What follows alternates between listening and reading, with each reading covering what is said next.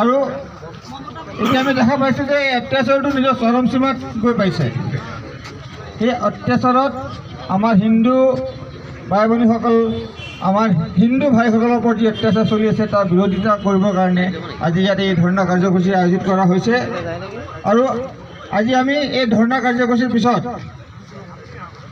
বাংলাদেশত যে মহম্মদ ইউনুছৰ চৰকাৰ আছে তেওঁক ইয়াৰ পৰা এটা শক্তি দিবৰ কাৰণে আমি এটা মেমৰেণ্ডাম দিম তেওঁক যে বাংলাদেশত থকা হিন্দুৰ ওপৰত তেওঁ নিৰ্যাতনটো বন্ধ কৰে যেন। আৰু আমি আমাৰ গুৱাহাটী মেট্ৰপলিটনৰ DC থ্ৰুদি এই আমি মেমৰেণ্ডাম তেওঁক দিম। আমাৰ এই ধৰ্ণা কাৰ্যসূচীত এতিয়া আমি আগবঢ়াম।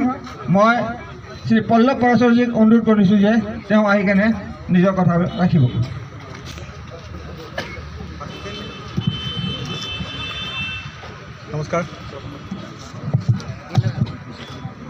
নমস্কাৰ। পাকিস্তান আৰু বাংলাদেশৰ এই দুইখন দেশ জন্মৰ পৰা আমি দেখি আহিছোঁ যে কেৱল হিংসা, বিদ্বেষ, হত্যা, লুণ্ঠনৰ ঘটনা আমি দেখিব পাই আহিছোঁ। 1947 চনত যেতিয়া ভাৰত বিভাজন হৈছিলে এই দুইখন দেশত হিন্দু আৰু শিখসকলক লাখে লাখে হিন্দু আৰু শিখ লোকক হত্যা কৰা হৈছিলে। পূবত দেখিছিলোঁ আমি বাংলাভাষী আমাৰ হিন্দুসকলক হত্যা কৰা হৈছিলে।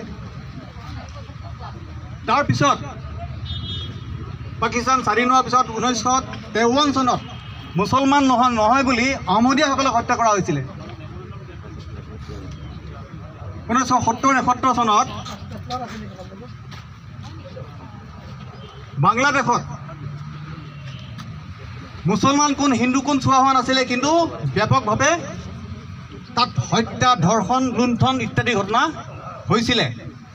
আৰু তেতিয়া সেই সময়ত ভাৰতবাসীয়ে তেওঁলোকক লগ দিছিলে, হিন্দুসকলে লগ দিছিলে। আৰু ভাৰতৰ সহযোগতে তেওঁলোকে এখন নতুন দেশ পাইছিলে, বাংলাদেশ। আজিৰ বাংলাদেশীসকলে সেই কথা পাহৰি গৈছে। যদি তাত হিন্দু সুৰক্ষিত নহয় তেতিয়া তেওঁলোকে মনত ৰাখিব লাগিব যে তেওঁলোক মুছলমানসকলো সুৰক্ষিত নহ'ব। কাৰণ হিন্দুসকল মৰি যেতিয়া শেষ হ'ব, মুছলমানে নিজৰ মাজতে লাগিব। শান্তিৰ নবেল বঁটা প্ৰাপ্ত মহম্মদ ইউনুছৰ কিমান শান্তিপ্ৰিয় আমি দেখিছোঁ। গতিকে আমি আন্তঃৰাষ্ট্ৰীয় সকলোকে আহ্বান জনাইছোঁ যাতে এই মহম্মদ ইউনুছৰ চৰকাৰ বৰ্খাস্ত কৰিব লাগে।